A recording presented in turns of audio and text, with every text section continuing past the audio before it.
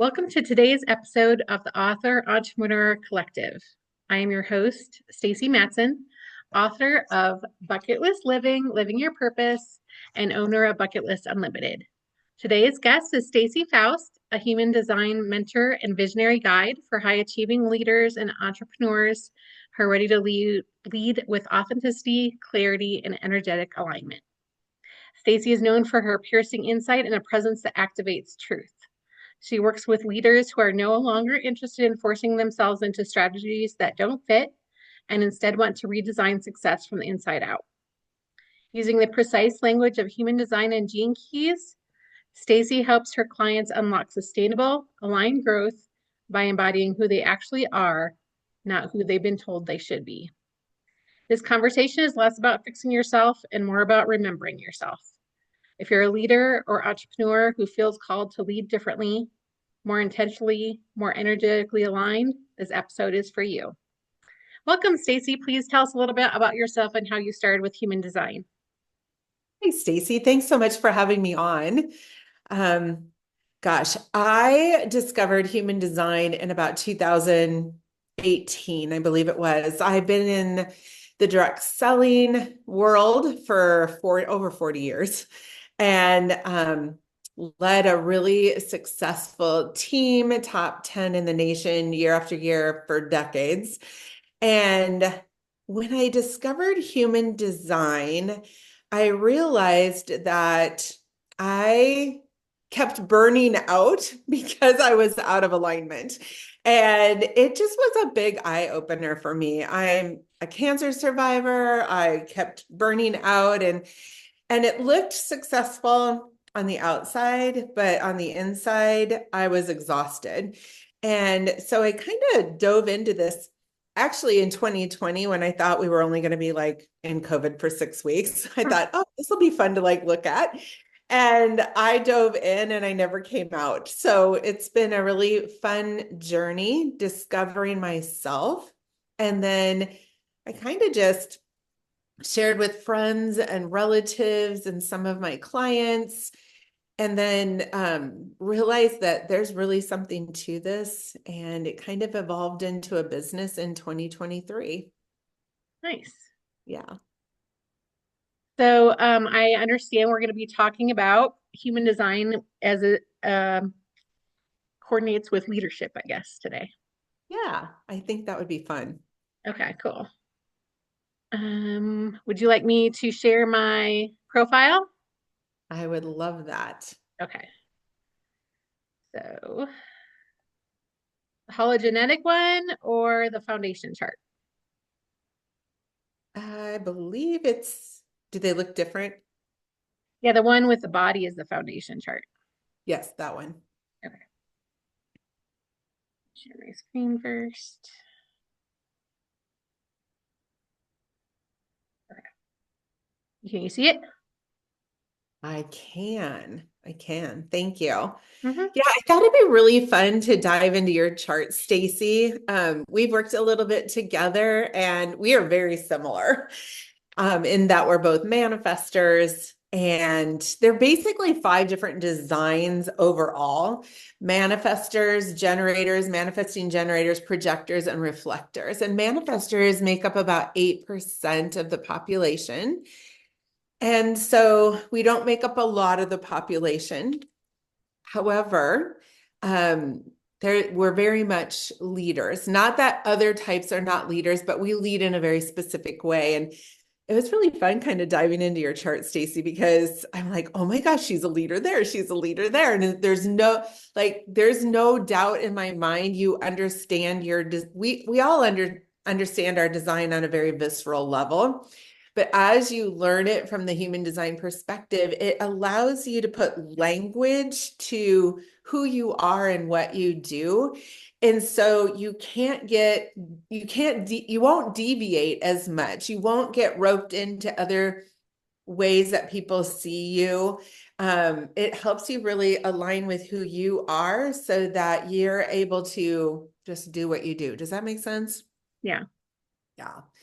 And so, first of all, just being a manifester gives you really a flavor to your leadership. So we're really designed to go first. And we like when you look back into history, the manifestors were the rulers, the kings, the ones who kind of dominated the room a little bit because of our energy. It really doesn't have anything to do with our personality. It's just how our energy works. And so we have this way of being that people kind of trust us or they don't. Like they either like us or they don't, depending on where they are at. And we initiate people. We come up against people and catalyze them. We can move them into new directions just through our energy. We kind of have this dense aura that is either magnetizing or repelling. And so that's really how we lead people. We either come up, brush up against them and move them in a different direction, or they move out of our way. And so in understanding leadership, we each have a strategy, and our strategy is to inform and initiate. And when we get these creative urges, have you noticed that through your life you'll have these creative urges of like, oh, I want to do that. Oh, I need to do that. For Yeah, and sure. the more we rest, the more these creative urges can come to us. If we're go, go, go, do all the time, that burns us out. But if we can rest, and most manifestors are going to be really surprised to learn that really we're supposed to be resting and doing our own thing 80% of the time. And then do you feel that? Yeah. Yeah. And then we get these creative ideas that seemingly come out of nowhere, and you go, oh, I need to do that. And then you have the energy to do that. And so we initiate that energy, but if we don't inform people of what we're doing, they can be like, what is she doing now? And they will get in the way or mess with what we're doing. But if we just inform, they will either get on board with what we're doing or get out of our way. So we always have to remember to like inform. Make sense? Yeah, for sure. Yeah. And so you're very much a leader in that respect. You're so rare, Stacy. Your heart, you're what's called a heart manifester. So your heart being filled in is your only motor that you have filled in. But because it's connected to the throat, that is what makes you a manifester. But you're also considered a heart manifester, which is like less than 2% of the population. How you make decisions is simply through what you have the desire to do or the will to do. And so when a creative urge comes to you, it's like, do I have the will to do that? Yes or no? Do I desire to do that? Yes or no? And if it's a yes, like you feel this, I want to do that, this desire, then you're in alignment to do that. You're really aligned when you listen to your own internal nudges. Some people can suggest things to you and it'll nudge you, but most of the time, what other people are bringing to you is not necessarily what you should be doing. Does that feel Yeah. right to you? So Yeah. can you share with me and your audience like how that maybe has shown up for you in your life when you've taken on what somebody else thought you should do? How does that affect your energy? Well, I think for most of my life, I've worked for other people, right? And like I've never felt in alignment with that. Like I'm so restless and like I haven't stayed in a job for more than 6 years, and that was because I was in the army and I couldn't get out. So, but so it's just like I always have. I feel like restless, like I have to keep doing something, and like I just get bored with jobs, or I like get so in it and I'm like I restless, right? Like I have to be doing something different. Um and I have goals and stuff, and like this year, obviously the podcast was a goal, but one day I was like, you know what? I don't know how to do podcasts, but I'm just going to start and, see how it goes. And I'll learn along the way, right? So, yeah. Exactly. Exactly. And so each one of us is wired to make decisions differently, your way of making decisions, I don't know if you got this throughout your life, but it can feel very selfish because these are like internal things, internal impulses. Like, I want to do that. I have the willpower to do that. I desire to do that. It doesn't come from outside of you at all. And the rest of the world can look at you and go, wow, that was impulsive. But to you, it is how the divine like works through you, because that is the direction you are supposed to go. Does that feel right to you too? Yeah, for sure. For sure. Um, yeah, I feel, yeah, it's definite, because before I didn't really know anything about energy and all this stuff. So I was like, um, when I was growing up, I was like, oh, this is, selfish of me or whatever. But like, I just have to do what I have to do, and I don't care whatever but anybody else thinks, right? So yeah, Which is so in alignment with who you are. yeah, You really do have to do your own thing.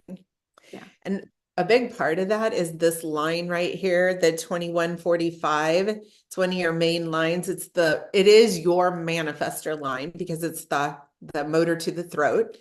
Um, oh yeah. yeah, I'm sorry. I keep thinking that they can see my screen. They see yours. Thank you. yeah, Thanks for doing that. So yeah, that 2145 is the ultimate entrepreneur line because you're not designed to work for anyone else. That's why you felt so restless when you did work for somebody else. And you have this line really not just for you, but to show other people how to be their own entrepreneurs. So you're perfectly suited for having a podcast on helping people understand, entrepreneurship. And this one is called like the 21, gate 21 at the top that's activated. That is very much a leadership gate. It's about being like a resource manager, and it's not about hustle. So a lot of times entrepreneurs think they need to hustle. No, we need to find our rhythm based on our energetic design. And once we figure out our energetic design, that's when success comes to us. And so as a manifester, we're here to rest 80% of the time, which looks like, how can you be an entrepreneur if you're resting 80% of the time? right.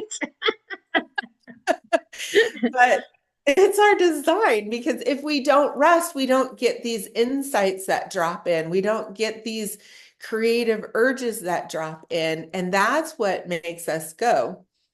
So, just a quick story: when I was working in the direct selling industry, my coach at our corporate office would always say, what are you working on? She would just ask all of these goal-oriented questions. Also, you're not here to set tangible goals. You're here to set goals based on how you feel. And so am I. And so it would really get me off track because I thought I had to hit a numbers goal every week. And that's not how I work. When I realized that if I just would rest and let names come to me of people I needed to contact, I didn't have to reach out to 5 people a day. I could reach out to 5 people in a week, and those 5 people would connect with me because it came from a creative urge, not from going through the numbers. We're not designed to go through the numbers. Can you feel Yeah. that one, Stacy? Like, Oh yeah, for sure. And it seems like that too. Like I'm like I'm trying and trying, trying so hard and nothing is happening. But when I just like put something out there and then wait, like everything happens. You know what I mean? So it's interesting. it's very interesting. We're not here to push things. We're not here to force things. In fact, pretty much none of us are. We're here to work in alignment with our energy. And when we do that, that's when everything gets unleashed for us. So it's really fun to watch clients, especially projectors. Like, if you're a projector, you also are a non-energy type. And when you get invited in as a projector, that's what unleashes your energy and success. And so it's really fun to watch that happen for them, because most people are generators or manifesting generators, and they are here to work they're the energy types. They're here to do the numbers, set the SMART goals, all of those things. But yeah, not all of us are. So it's really fun. The other thing about this line, you're not here to hustle, you're here to be the steward. And as I was reading through your book, I noticed that was it chapter what chapter was it? It was chapter 4 when you were talking about making it happen.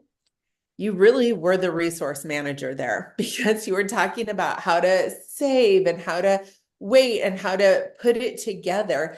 And so this line, as a leader, you are here to, you really have this sense of who belongs where, who's got the capacity to do what type of work, how their energy works.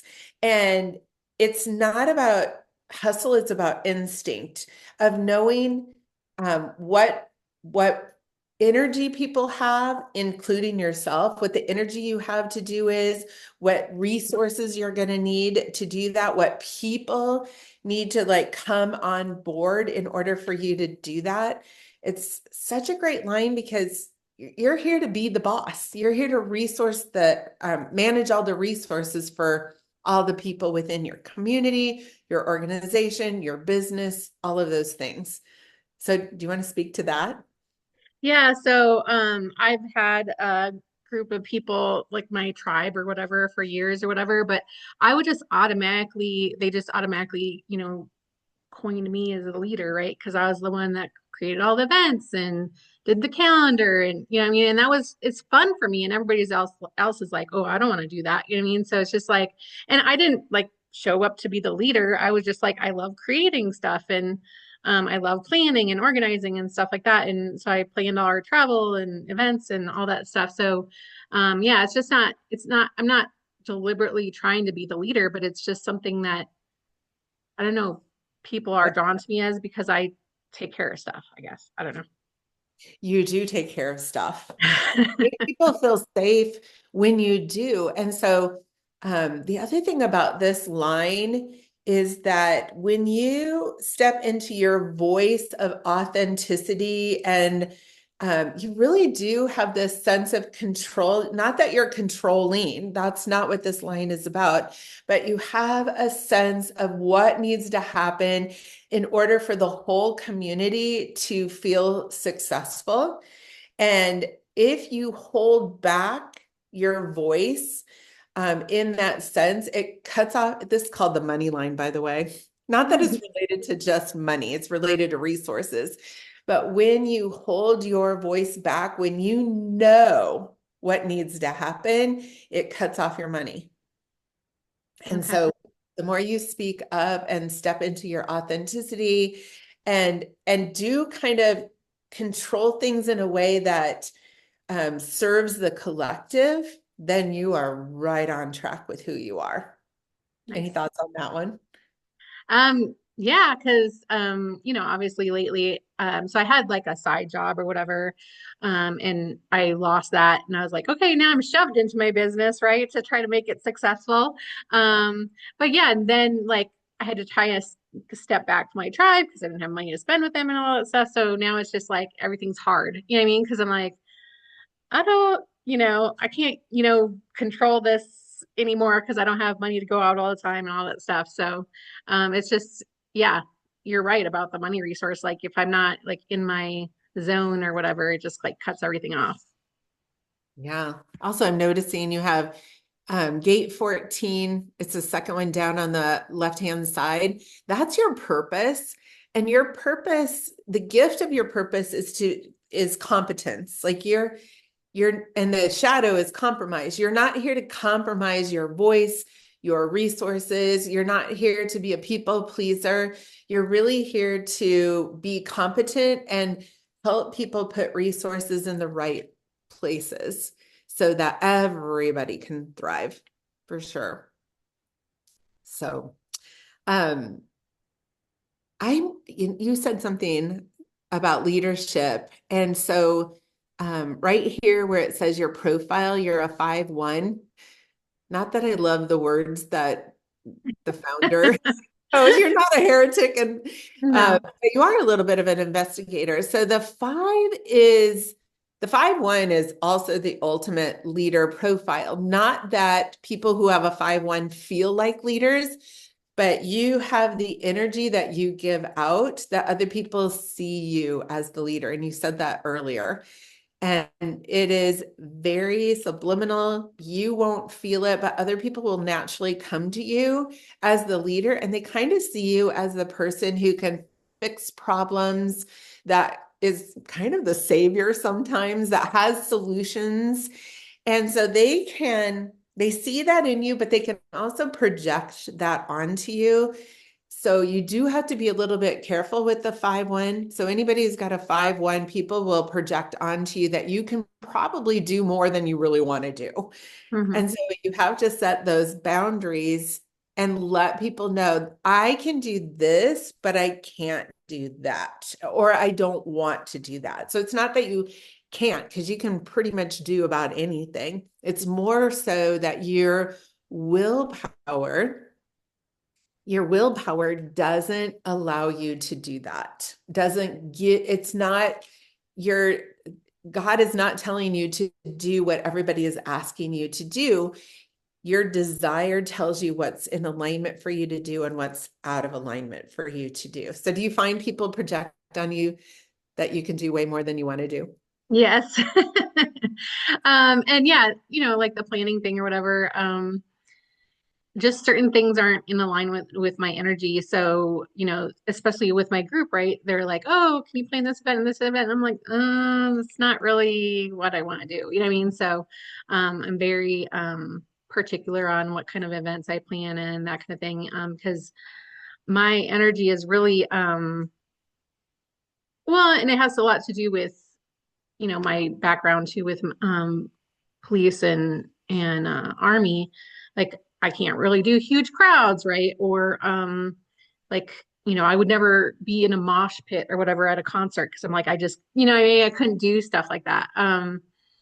But and I also don't handle drama very well, so I push people out of my life that are very dramatic, right? Because I'm like, I don't want to deal with it. And I just don't. Yep. That's very much a manifestor thing. We do not do drama. And it also is very much when you don't have your emotional center filled in, because we pick up and feel other people's emotions magnified times 10. And so it feels really uncomfortable to us to be around drama. 100%. Yeah. Yeah, that totally makes sense for you. And so when somebody projects onto you and suggests that you do a certain kind of event, it's going to be really important to say to them, those events I don't do well. And so I have learned that I can't do that well. But I can do this really well. So letting them, being really clear on what you're willing to do and what you're not willing to do has everything to do with your energy. So when you say yes, because your heart center is filled in, and only 30% of us have our heart center filled in. I do too. And when I say yes, I'm a woman of my word, because that heart center gives us willpower, even when it's out of alignment with how we're made to make decisions. And so when we say yes, we use energy that we really don't have to complete what we said we would do, because our word is our bond when we have the center filled in, and we would never, never not do it. But when we did it without the willpower to do it for you, if you said yes without the willpower to do it or the desire to do it, you do it anyway because that's who you are. And that is how we burned out. And Yeah. so I will tell you that's probably one of the number one reasons I burned out, is because I didn't understand how aligned decisions, how decisions aligned with my energy. And that's a big one for us. Yeah. Yeah. Yeah, it gives me anxiety when when I'm in that zone, right? Like I say I'm going to do something. I'm like, oh man, I shouldn't have said I should do that. You know what I mean? And like I tend to procrastinate and I have guilt because I'm like, I did not getting it done. Yeah. And we cannot not do it because the No. guilt gets to us. Yes. Yeah. I said I do that. I'm going to do it. Right. Yeah. Yeah. Um, awesome. Okay. So you have a lot of leadership gates. One, two, three. I think you have four. Yeah. So I thought this was really fun because these really correlate with certain chapters in your book, which is so fun. So you have the eight. This is when it's red, the red is on this side of the chart, the left side, it's your unconscious side. So other people see this in you more than you see it in yourself, but you unconsciously follow this energy. And so gate eight says, I can contribute. And you're kind of a leader by example. The gate eight has this, like, you're really designed to be in the limelight. You may not want to be in the limelight, but you're designed to be in the limelight and be an example for other people. And it takes a lot of bravery to have gate eight activated because you sometimes find yourself in front and out front, leading by example, even in times that you may not want to be. This is a very creative gate, a very authentic gate. You're very much, I call it the original because you cannot do things like other people do them. You cannot follow other people's strategies. You've got to figure out your own strategy and really be unapologetically self-expressed with that gate. And so when I looked at chapter 7, expanding your horizons, this was very much you going out first. And I think what I love most about your book, bucket list living, is because you're setting the example for the rest of us. And I think I shared with you before the show that I've always had a bucket list, but it has been sitting on the sidelines for probably 10 years. And this book was such an example to me to get that list out again and like look at it and renew it. Because you're right. We need to have things to look forward to. We need to have, yeah, somebody to show us and go first, like a manifester like you, to go first and show us that this is the, being out there and doing things and challenging yourself is a big part of what we need to feel alive, getting out of your comfort zone. You were talking about that a lot. Yeah, I think I So have a whole chapter dedicated to that. But yeah, just living in hope and purpose are huge for me, right? And I'm like, and I shared in the book, why and that kind of thing. But like so many people get in a rut and just stay in it for the rest of their lives, and you're not meant to do that here. Like we're here on the earth for a purpose. So it's just huge for me. yeah, so think about this. As a manifester, you've got that aura that goes with your desires because the divine told you to go. And because you go and you listen to that, you catalyze other people to get out of their comfort zone, get out of that little box, and challenge themselves. That's what Gate 8 is all about. And that's one of the ways that you lead. Yeah. And then gate 16 up here, also an unconscious one. You may not even realize you're doing this, but gate 16 says I experiment. And this is all throughout your book. Gate 16, you're here to show up and try new things and spark desire into other people to also do the same. Try new foods, try new places, try new people, try new experiences. The 16 is all about the new, like not staying, again, not staying in that rut, but experiencing new things all the time. You feel that one big, probably Oh big. yeah, for sure. Like I told you before, I'm like, I can't stay. Oh my, I don't know. Like I thought originally it was because when we grew up, like we were moving around all the time and couldn't stay in one place. But like I can't even tell you, like I can't do a background check because I can't tell you how many places I've lived. I probably lived like 100 places in my life and I'm only 51. So like, you know what I mean? So it's just like, um, so I just have to be doing something different and not only like living somewhere different, but in Arizona is my happy place, but trying new restaurants, trying new things, traveling places to, learn more and learn about the culture. And it's just like, it's a huge pull for me. Like, I can't just be doing the same thing every day. Right. Yeah. Not designed to do that at all. Yeah. So experiences, new experiences. I experiment. You also then lead by helping other people realize, yeah, I need to try new things. And again, you're the catalyst to kind of bump up against people and help them see that they are not trying new things. They're not experimenting. They're not enjoying life to its fullest because they are only eating this food and they're only experiencing these people.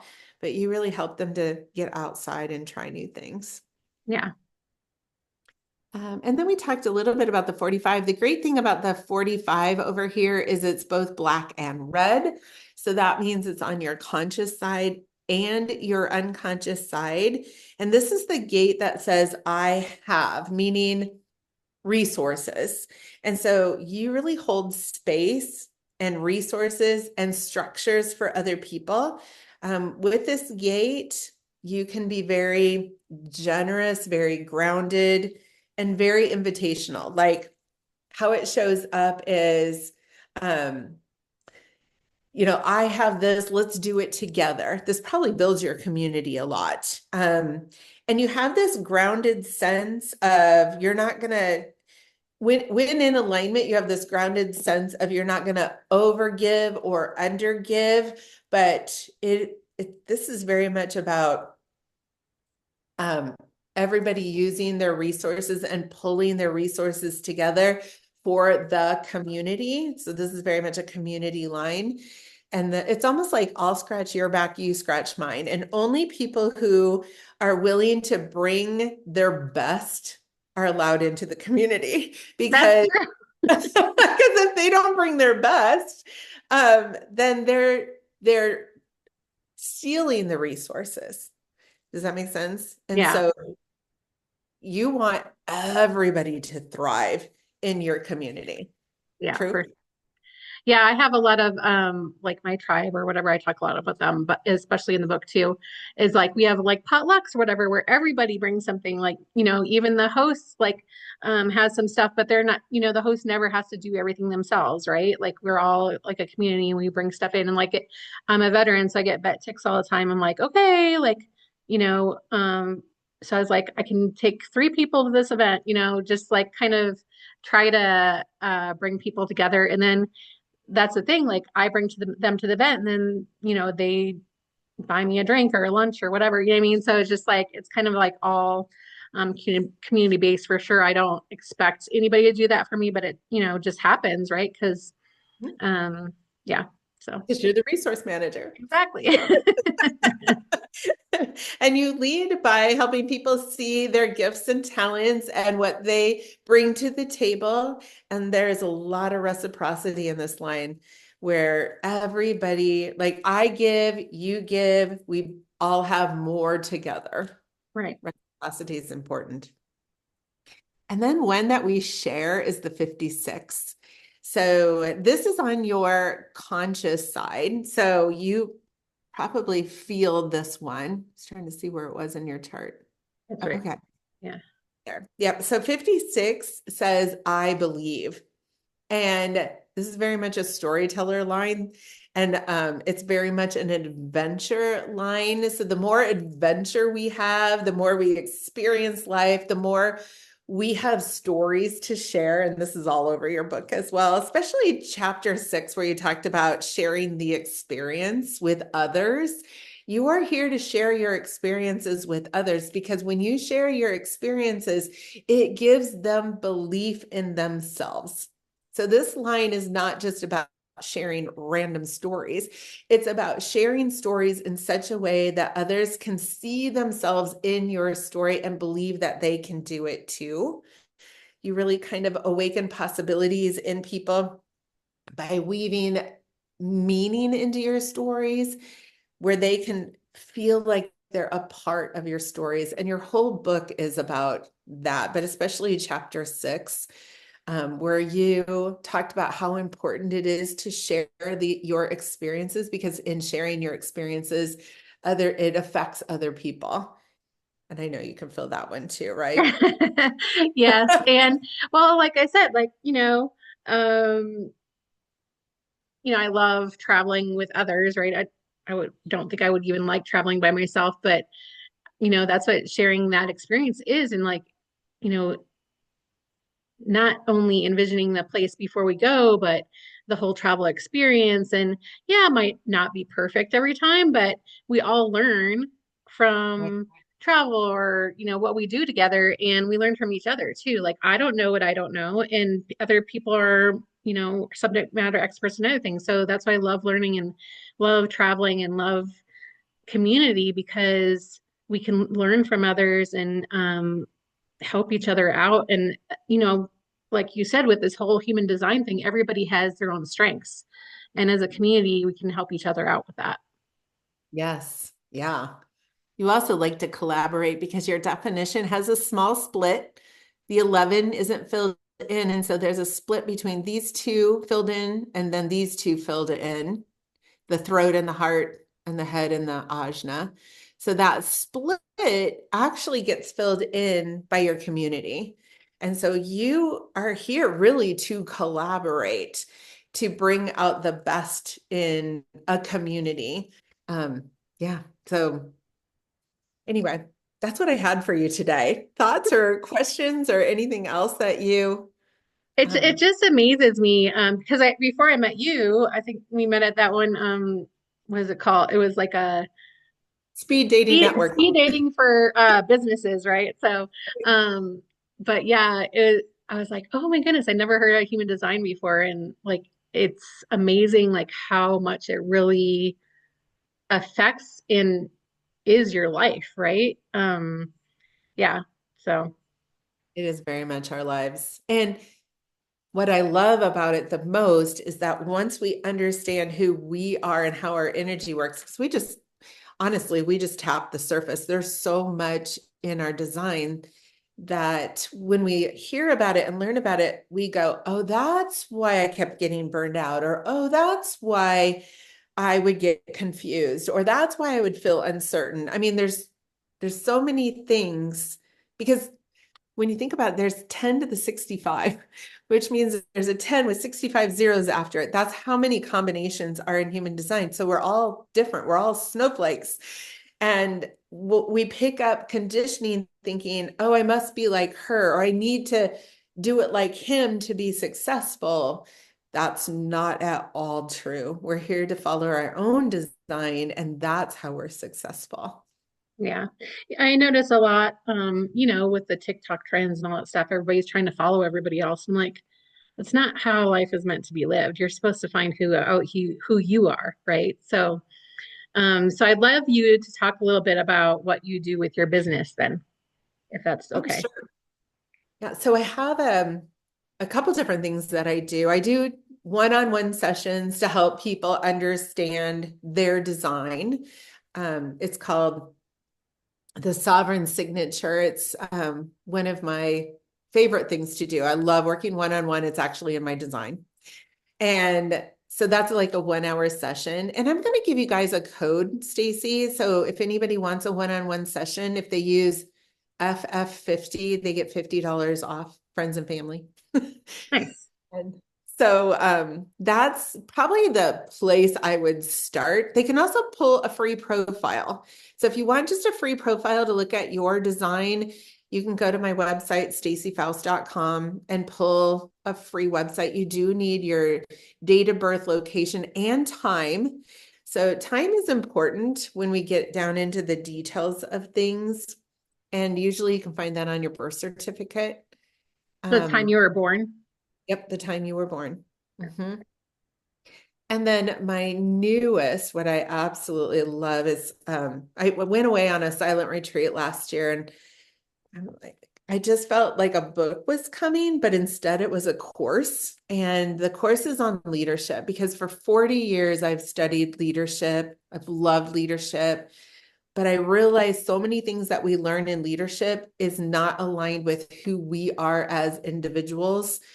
So when you hear things like people support that which they help to create, not a manifester, because manifestors are here to create and then go do and then find the people that will follow them. We're not here to take in everybody's ideas and try to make something of that. It doesn't work for us. Or 10,000 steps to mastery, that is for a generator only. They're here to do things over and over and over again to mastery, but the rest of us are not designed to do that. So I took in all these ideas and I built a course. It's 12 modules with lessons, and you bring your chart, and it really helps you understand how you best lead in so many different ways. And then there's a workbook to help you align. And then I do 10 lives where you can come and ask questions. And I am just kicking my first one off. I'll probably run that a couple times a year. Is there a name for your leadership course? Lead aligned. That sounds amazing. So, something that came up when you were talking about leadership. So I'm been a huge like proponent of like transformational leadership, and then obviously I'm kind of more of a servant leader, right? I don't, I lead by example rather than, telling people what to do. So, what would you say about, as far as even my design profile, what leadership style is best for me, or what books to read that are best for me to learn more about that? That's such a great question, because even every book, servant leadership is very much your design, but even every book will give you suggestions which aren't necessarily aligned with who we are. So understanding your design first will really help you go, oh, that's for me. Oh, that's not for me when you read a book. But yeah, with this line, the money line, that's very much servant leadership. And then with this other line, you have the line of logic. You are here to help people find solutions to problems. Like, you probably love a good problem. Is that Yeah. true? Yeah. Well, and that's the thing. Like, I'm like, okay, I need to figure this out. I know I can figure this out. But, certain things like kind of irritate me, like technology, like, because I'm not the best at technology, right? But I'm like, I know I could figure it out. It takes a lot more time, right? So, Yeah. yeah. Yeah. So I honestly can't give you, like, I have every leadership book. You should see my bookshelf. And then I realized last summer on that silent retreat, like, oh my goodness, it just dawned on me. Like, we're not here to, and you especially with this gate eight, you're not here to be a copycat of anybody else. You're not here to follow anybody else's strategy. You're here to align with your own strategy. And when you do that, everything happens for you. Yeah. Yeah. But So you're very, yeah, I find out that I butt heads with myself a lot because I'm not doing what I'm aligned with. So yeah, I just need to go with the flow kind of thing. So I'm not a controller, but I'm a controller of myself, right? So I'm like, yeah. And a controller of resources, which yeah, your people, yeah, your community needs. yeah. 100%. Do you have anything else to share for the group before we close out? I just want to thank you for inviting me on, Stacy. This is like play for me. It's so fun to like look at a new design and really share with people their strengths and challenges and how they're designed to move and their strategies and how they best make decisions. Because gosh, if we all understood that about ourselves, there'd be a lot more harmony in the world for sure. Right? All right, Okay. I'm gonna stop squaring my Did I stop sharing my screen? I can't tell. Oh, here it is. Okay. Yeah. I'm just learning as I go here. So we're just going to talk really quick how people can contact you. So everyone, if you're listening and something Stacy shared resonated deeply, I encourage you to explore her work further. You can find her at Stacy Foust, FOUST.com, where she shares more about her offerings and mentorship. And you can also connect with Stacy on LinkedIn, Instagram, Facebook, and TikTok at Your Design Human Design Coach. Again, that's at Your Human Design Coach, and on YouTube at Your HD Coach. As always, if this episode sparked insight or gave you language for something you've been feeling, share it with someone who needs to hear it. And make sure to subscribe so you don't miss future conversations like this one. Thanks for listening, and we'll see you in the next episode.